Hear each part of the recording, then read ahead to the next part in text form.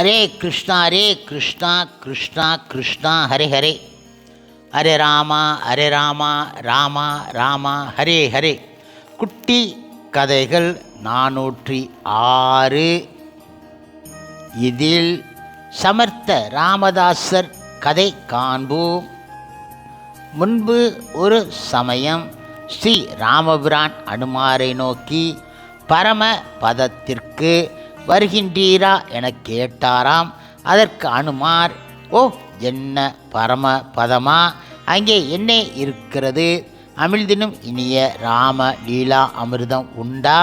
பாடிய வாய் தேனூரும் ராமம்தான் உண்டா? உங்கள் திருவடிகளால் புனிதமான இந்த பவித்திர பாரத பூமி, உங்களால் தழுவப்பெற்ற இந்த உடல், இவைகளை விடுவித்து அங்கே எதன் பொருட்டு வர வேண்டும்? எனக்கு அது வேண்டாம் என்றாராம். அப்படி புகழ்ந்து பேசிய அந்த முழுமுதற் கடவுள் மற்றும் பரம புருஷ பகவான் ஸ்ரீ கிருஷ்ணரின் தூய பக்தரான அனுமார், நான் சிரஞ்சீவியாக இருந்து ராமசு தாரசத்தை பருகுவது போதாது, உலகில் உள்ள மக்கள் குலம் எல்லாம் ராம மந்திரத்தை ஜபித்து பயன்பெற வேண்டும். இதற்கு பிறந்து பணி செய்ய வேண்டும். மனித பிறவியும் வேண்டுவதே இந்த மாநிலத்தே என நினைத்தார். அவ்வளவுதான். அந்த எண்ணங்களின் தொகுதியே உருப்பெற்றது போல் தோன்றினார் சமர்த்த ராமதாசர். அரசியல் உலகம், பக்தி உலகம், இலக்கிய உலகம் ஒருங்கே புகழ்ந்து போற்றும் கவிஞர் பெருமான் ராமதாசர் மகாராஷ்டிர சாம்ராஜ்யத்தை உருவாக்கிய பெருமை இவரை சாரும். இவரது புகழ் வடநாடு முழுவதும் பரவி நிற்கின்றது. தமிழ் நாட்டிலும் மகாராஷ்டிர மொழி பேசும் மக்கள் எங்கெல்லாம் வசிக்கின்றார்களோ அங்கெல்லாம் இவரது ஜன்மதின தாச நவமி என வெகு சிறப்பாக கொண்டாடப்படுகின்றது. இவரது மெய்யடியார் திருக்கூட்டம் தாச பிரேமி மண்டல என்ற பெயருடன் நாடு முழுவதும் ராம பக்தியை, ராம மகிமையை பரவச் செய்து வருகின்றது.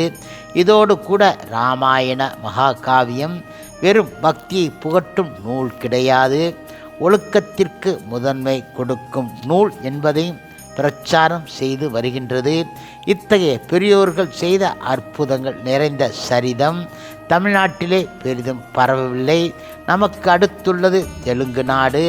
ஆகவே பத்ராச்சல ராமதாசர் நம்மிடையே முதலில் வந்து அறிமுகம் ஆகிவிட்டார். ஆகையால் ராமதாசர் என்றவுடன் தமிழ்நாட்டிலே பத்ராச்சல ராமதாசரைத்தான் கருதுகின்றோம்.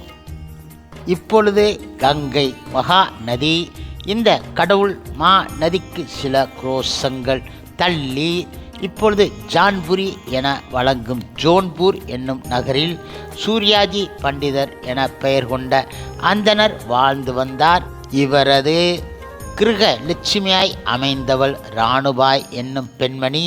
அந்த இருவரும் மிகச்சிறந்த முறையிலே பிறர்மெச்ச இல்லறம் நடத்தி வந்தார்கள்.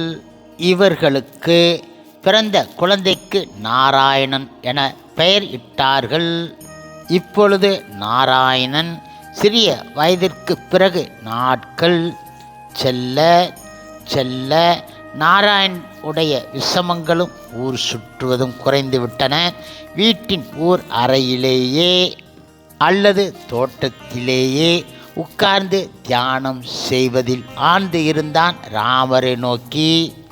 பின் ஒரு நாள் யாரிடமும் சொல்லிக்கொள்ளாமல் நாராயணன் வீட்டை விட்டு வெளியேறிவிட்டான்.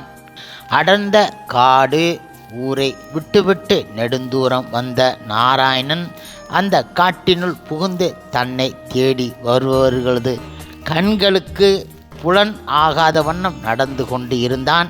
எப்படியும் ராமபிரானை தரிசனம் செய்து தீருவது என்ற உறுதியுடன் புதர்கள் அடர்ந்த ஒரு மறைவு இடத்தை தேடி உட்கார்ந்தான். அது ஒரு குகை. குகைக்குள் அமர்ந்து சற்று நேரத்திற்கெல்லாம் இருள் சூழ்ந்துவிட்டது. பசி, தாகம் ஒன்றையும் பற்றி சிந்தியாமல் ராம மந்திரத்தையே தியானிப்பதில் அவன் முனைந்தான்.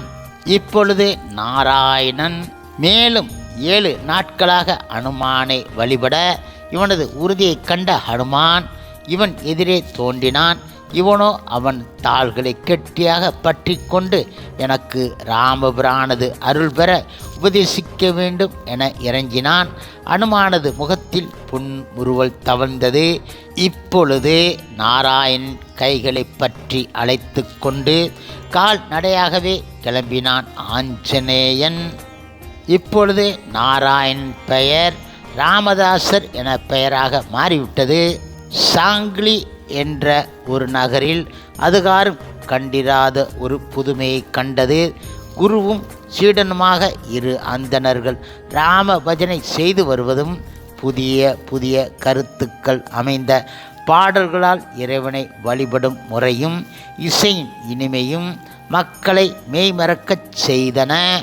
சிறிது நாட்களுக்கு பிறகு ஹனுமான் ராமதாசரை விட்டுவிட்டு பிரிந்து சென்று விட்டார்.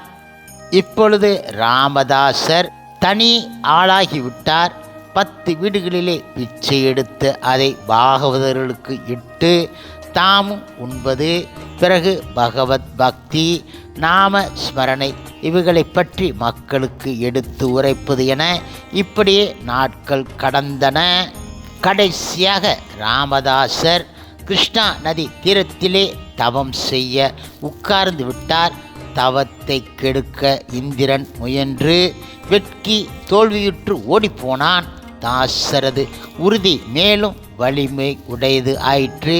இப்படி 12 வருடங்கள் கந்த மூலங்களும் தண்ணீருமே உணவாக கொண்டு ராமநாமத்தை ஜெபிப்பதிலே மெய் மறந்து இருந்தார் இவர். இப்படியாக இருக்கும் அந்த சமயம் ஸ்ரீ ராமபிரான் தானே வந்து தரிசனம் தந்தான் தாசருக்கு. ஸ்ரீ ராமனது முகத்திலே புன்முறுவல், கண்கள் அன்பை பொழிந்தன. அறையில் பீதாம்பரமும் சிரசில் பொன்முடியும் செவிகளிலே குண்டலமும் இளங்க கையிலே வில்லேந்தி தன் முன் நின்ற திருக்கோலம் தாசரை மெய் சிலிக்கச் செய்தன. இன்றே என் தவம் பலித்து விட்டது என மகிழ்ந்தவராக அவரது தாமரை தாள்களிலே விழுந்து விட்டார் ராமதாசர். இப்படியாக நாள்தோறும் பஜனையும் உஞ்சவிருத்தியும் நடத்தி வந்தார் ராமதாசர். இப்படியாக இருக்கும் சமயம் ஒரு நாள் சத்ரபதி சிவாஜி காட்டிற்கு வேட்டையாட வந்தார். வந்தவர் இவரை தரிசனம் செய்தார் காட்டில். இப்பொழுது சத்ரபதி சிவாஜி அருகே சென்றார். ராமதாசரது திருவடிகளிலே விழுந்து, ஓ சுவாமி, எனக்கு அஞ்ஞானம் ஒளிந்து மெய்ஞானம் உண்டாவதற்கு அருள் செய்ய வேண்டும் என்றார். ராமதாசர் மிகவும் அமைதியான குரலில் கூறினார், நீங்களோ அரசன், நானோ பிச்சையாண்டி. உமக்கு உபதேசிக்கத்தக்கவன் நான் கிடையாது. வேறு தக்க குருவை தேடி அடையுங்கள் என்றார் அவர். அதற்கு சத்ரபதி சிவாஜி ராமதாசரிடம் கூறினார், ஓ சுவாமி, நான் உங்களையே குருவாக நினைத்து விட்டேன். இனி மாற்றுவது எப்படி? நீங்கள்தான் எனக்கு ஞான உபதேசம் செய்ய வேண்டும் என இறங்கி நின்றார் சிவாஜி. சற்றே நிதானித்தார் தாசர். பிறகு சரி, நீராடி வந்தால் உபதேசம் செய்கின்றேன் என்றார். சிவாஜி நீராடி புனிதராகி பல வகைகளையும் தொன்னையிலே தண்ணீரையும் எடுத்து வந்து அவர் எதிரே வைத்து 11 முறை வணங்கி எழுந்தார். பிறகு முறைப்படி சீடருக்கு உபதேசம் செய்தார் ராமதாசர். உபதேசம் பெற்ற சிவாஜி உடல், பொருள், ஆவி இந்த 3 உமைக்கே அர்ப்பணம் என கூறி பணிந்து எழுந்தார். பிறகு தாசர் நகரத்துக்கு சென்று ராம நாமத்தையும் தெய்வ பக்தியும் பிரச்சாரம் செய்து மக்களை நல் வழிப்படுத்துவாயாக என்றார். சிவாஜி திடுக்கிட்டு எழுந்தார். ஓ சுவாமி, உடல், பொருள், ஆவி 3 உமைக்கே என சொல்லிவிட்டேன். அரசாட்சி என்பதும் உம்முடையதே. குடிமக்களை நல் வழிப்படுத்துவதும் சிறந்த குடிகள் ஆக்குவதும் உமது பொறுப்பு என மீண்டும் வணங்கினார். ஓ சரி, நீ வழங்கியவை என்னுடையவைகள் என்பதை ஒப்புக்கொள்கின்றேன். ஆனால் எனக்கு பிரதிநிதியாக நீ ஆளக்கடவாய். மேலும் நாடு என்னுடையது என நீ சொல்லிவிட்டாய். ஆகவே உனது கொடி காவி கொடி பகவான் ராமராக இருக்கட்டும். மேலும் நாட்டிலே ஒருவரை ஒருவர் சந்திக்கும் பொழுது ராம் ராம் என சொல்லிய பிறகே பேசத் தொடங்க வேண்டும் என்பதையும் வற்புறுத்தி அமலுக்கு கொண்டு வர வேண்டும் என்றார் அவர். சிவாஜியும் இந்த சொற்களை ஏற்று அதன்படி அரசு செலுத்தலானார். கடைசியாக ராமதாசர் காட்டிலே அமைதியானதொரு சூழ்நிலையில் தியானம் செய்ய உட்கார்ந்தார். அந்த சமயம் துக்காராம் சுவாமிகளின் அருமையான பாடல்கள் இன்னிசையுடன் கலந்து காற்றிலே மிதந்து வந்தன. சற்று நேரத்துக்கெல்லாம் பண்டரிபுரம் செல்லும் ஒரு கோஷ்டி அவர் முன் நின்றது. மிகுந்த பணிவுடன் நீங்களும் பண்டரிபுரத்துக்கு எழுந்து அருள வேண்டும் என விண்ணப்பித்து கொண்டது. தாசரோ ராமனை தவிர என் இதே கோவிலிலே வேறு யாருக்கும் இடமில்லை என்றார் அவர். இதன் பின்பு வேறொரு மாய அந்தணராக வந்து இவரை வற்புறுத்தி பண்டரிபுரம் அழைத்துச் சென்றான் இறைவன். பண்டரிநாதன் வெறும் அர்ச்சா அவதாரமாக இராமல் பக்தர்களின் தகுதிக்கு ஏற்ப தானே தரிசனம் தருவதும் அவர்களோடு உரையாடுவதும் கண்டு மெய் மறந்தார். அங்கே பெருக்கெடுத்து ஓடிய பக்தி வெள்ளம் இவரை ஆட்கொண்டு விட்டது. என்றாலும் தமது உறுதியை கை விடாதவராக சிறமீது கரங்குவித்து பிரபு சீதா லக்ஷ்மண சமேதராய் காட்சி தர வேண்டும் என்றார் அவர். இதனை கேட்டு ஒரு முறை நகைத்தான் இறைவன். ருக்மிணி தேவிக்கு விஷயம் விளங்க வெகு நேரம் ஆகவில்லை. ஒரே ஒரு சிறு மின்னல் கற்பக்கிரகம் முழுவதும் ஒளி மயமாக காட்சி தந்தன. அதன் நடுவே ஸ்ரீ சீதா லக்ஷ்மண அனுமான் சமேதனாக காட்சி தந்தான் பண்டரிநாதன். ஏற்கனவே அங்கு கூடியிருந்த பக்தர்குலாம் ஹரி ஹரி ஹரி விட்டல விட்டல என கோஷிக்கலாயிற்று. கோவில் பிரகாரம் முழுவதும் கோஷம் நிரம்பியது. சற்று நேரத்திற்கெல்லாம் மீண்டும் பாண்டுரங்கன் ஆனான் இறைவன். இந்த அதிசயத்தை கண்டு வியந்த பக்தர்கள் தாசருடைய திருவடிகளிலே விழுந்து வணங்கி அவரை சந்திரபாகா நதிக்கு அழைத்து சென்றார்கள்.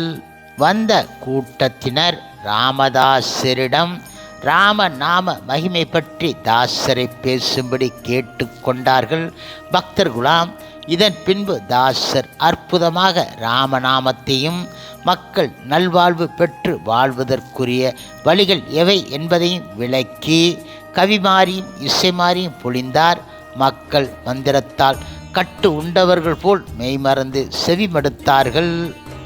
கடைசியாக ராமதாசர் மெல்ல எழுந்தார். கோவிலுக்கு உள்ளே சென்றார். பாண்டுரங்கனை இரு கைகளாலும் ஆறத் தழுவி நின்றார். பின்பு கண்ணீர் சோர விடைபெற்று சத்ரபதி சிவாஜி ராஜாவை காண புறப்பட்டார். தாசர் மாவுளி வனம் வரும் முன்பே வந்து காத்து இருந்தார். சிவாஜி அவுரங்கசீப் தட்சணத்தின் மீது படையெடுத்து வந்து கொண்டு இருந்தான். தாசர் அவர்களை வழிமடக்கி அவர்களது வில் வித்தை பழித்து தாம் அம்பை எய்த அம்பை பிடித்தும் மரத்தில் ஒவ்வொரு இலையும் தொலைத்தும் காட்ட அவற்றை கண்டு நடுநடுங்கி அவுரங்கசீப்பின் வீரர்கள் படையெடுப்பை நிறுத்திவிட்டு ஓட்டம் பிடித்தார்கள். இதன் பின்பு பல ஊர்களுக்கு சென்று அங்கே பக்தியை பரவச் செய்தார் அவர். இதன் பின்பு சத்ரபதி சிவாஜி ராஜா ராமதாஸ் அவரை நாட்டிற்கு அரசராக நினைத்து மரத்தடியிலே ஆசனம் அமைத்து வழிபட்டு வழங்கினார். இந்த சமயத்திலேதான் அவர் ஒரு அரசியல் நூலை எழுதி சிவாஜியிடம் அளித்தார். அந்த நூலின் பெயரை தாசபோதம் என்று அமைத்தார் சிவாஜி. அந்த அற்புதமான நூல் 2 நாட்களில் உருவாயிற்று. அதில் 9 சர்க்கங்கள் இருந்தன. அவை ராஜ நீதியை மிக மிக தெளிவாக போதிப்பவை. அதை பாராயணம் செய்ய செய்ய சிவாஜிக்கு பல விஷயங்கள் தெளிவாயின. இவருடைய உபதேசங்கள் கொண்ட குரு கீதை, தாசபோதம் என்ற 2 நூட்களையும் இரு கண்கள் போல போற்றி பின்பற்றி வந்தார் சிவாஜி. இதனால் அவரது அரசாட்சி மேலும் செழிப்புறல் ஆயிற்று. இந்த நூட்களை சிவாஜி பூஜித்து படித்தார், பாராயணம் செய்தார், புகழ்ந்தார். இப்பொழுது ராமதாசரிடம் வந்து சேர்ந்த அந்தணர் ஒருவர் குடும்ப தொல்லை பொறுக்க முடியவில்லை, அடியேனுக்கு இதிலிருந்து விடுதலை அளிக்க வேண்டும் என விண்ணப்பித்து கொண்டார். தாசருக்கு அவரை நெடுநாட்களாக தெரியும். அவரது கேள்விக்கு விடை அளிக்காமல் அருகில் இருந்த குளத்தின் கரைக்கு சென்று அந்த அந்தணரை அருகே வரும்படி அழைத்தார். கரையில் இருந்த பெரியதொரு மரத்தின் கிளை குளத்தின் மீது கவிந்து வளைந்து இருந்தது. இப்பொழுது ராமதாசர் இந்த கிளையை காட்டி அதன் மேலே ஏறி தண்ணீர் பரப்பின் மேலே வரும்படி கூறினார். அவர் ஏறி கிளை நுனிக்கு வந்ததும் கிளையை பற்றிய வண்ணம் தொங்கு என்றார். அந்தணர் கிளையை பற்றியபடி தொங்கலானார். பிறகு ராமதாசர் கனிவுடன் கூடிய குரலில், கிளை உன்னை பற்றி கொண்டு இருக்கிறதா அல்லது நீ அதை பற்றி கொண்டு இருக்கிறாயா என்று கேட்டார். ஓ சுவாமி, அடியேன்தான் கிளையை பற்றி கொண்டு தொங்குகிறேன் என்றான் அந்தணன். இதில் இருந்து உனக்கு ஏதாவது விளங்குகிறதா என்று கேட்டார் ராமதாசர். இந்த சம்சாரத்தை நானேதான் பற்றி கொண்டு இருக்கிறேன், இது என்னை பற்றி கொண்டு இருக்கவில்லை. நான் விரும்பினால் இந்த பற்றை விட்டுவிடலாம் என்றார். அந்தணர் தடாலென குளத்தில் விழுந்தார். விழுந்தவர் தண்ணீருக்குள் அமிழ்ந்து போனார். அங்கு பொன்மயமானதொரு மண்டபத்திலே தாசர் அரசராய் வீற்றிருப்பதையும் பக்தர்கள் ஒருவர் தாசபோதம் படித்து விரிவுரை சொல்லுவதையும் கண்டார். இந்த சமயம் தாசர் குளத்தின் கரையில் வருக வருக என்று அழைப்பது கேட்டு நீந்தி கரை சேர்ந்து தாசரை பணிந்தார் அவர். இதன் பின்பு தாசர் பல்வேறு வகையான பக்தர்களுக்கும் அவர்கள் தகுதிக்கும் மனநிலைக்கும் ஏற்ப தகுந்தபடி உபதேசங்கள் செய்து ராம பக்தியை பிரச்சாரம் செய்து மக்களை நல்வழிப்படுத்தினார். இப்படியாக இருக்கும் ஒரு சமயம் சௌதாசுரன் ஒரு கப்பல் வியாபாரி ஒருமுறை கப்பல் மூழ்கிவிடும் என செய்தி அவனுக்கு வந்தது. அவன் தாசரது பக்தன். ஓ சுவாமி, கப்பல் மூழ்காமல் கரை சேர்ந்தால் 4 பங்கு பொன் தருகிறேன் என பிரார்த்தனை செய்து கொண்டான். நடுக்கூட்டத்தில் இருந்த தாசர் அவசரமாக எழுந்து சென்று ஈர வஸ்திரத்துடன் மீண்டும் வந்தார். பக்தர்கள் கேட்டதற்கு அவர் புன்முறுவலுடன் கையை அமர்த்தினார். பின் சௌதாசுரன் பொன்னோடு வந்தபொழுது எல்லோருக்கும் அந்த அற்புத செயல் விளங்கிற்று. சத்ரபதி சிவாஜி ராஜா அடிக்கடி சஞ்சன்கட் வருவது தெரிந்து அவுரங்கசீப் அந்த கோட்டையை முற்றுகையிட தனது படையை அனுப்பி வைத்தான். தாசர் தியானத்தில் இருந்த சமயம் சேனைகள் முற்றுகையிட வந்தன. அது சமயம் ஆஞ்சநேயர் தோன்றி அந்த சேனையை சின்னா பின்னம் ஆக்கி சிதற ஓடச் செய்துவிட்டார். இதனை கேட்ட பாதுஷா ராமதாசர் என்கின்ற இந்த சந்நியாசியை வணங்கி வாருங்கள் என உத்தரவு அனுப்பினார். இப்படியாக காலங்கள் சென்றன. இதன் பின்பு சிவாஜியின் மறைவு நேரிடும் சமயம் தாசர் சென்று சிவாஜியின் மகன் சாம்பாஜிக்கு முடிசூட்டி தந்தையைப் போலவே நல்ல முறையில் அரசாள வேண்டும் என்றும் ராம நாம மகிமையை பாரத தேசம் முழுவதும் பரவச் செய்ய வேண்டும் என்றும் கட்டளையிட்டார். இதன் பின்பு தாசர் தமது பக்தர்கள் புடைசூழ சஞ்சன காட்டிலே ராம நாம அமிர்தத்தை பானம் செய்தவாறே ராமனது திருவடி நிழலை அடைந்து விட்டார். இவரது பூத உடல் மறைந்து விட்டது. ஆனால் இவர் தொடங்கி வைத்த ராம் ராம் எனும் கேட்கும் பழக்கம் நாடு முழுவதும் பரவி வழங்கி வருவதை இன்றும் பார்க்கின்றோம். ஹரே கிருஷ்ணா ஹரே கிருஷ்ணா. கிருஷ்ணா கிருஷ்ணா ஹரே ஹரே, ஹரே ராமா ஹரே ராமா, ராமா ராமா ஹரே ஹரே. சில பிரபுபாதரின் சேவையில் இஸ்கான் பக்தர்கள்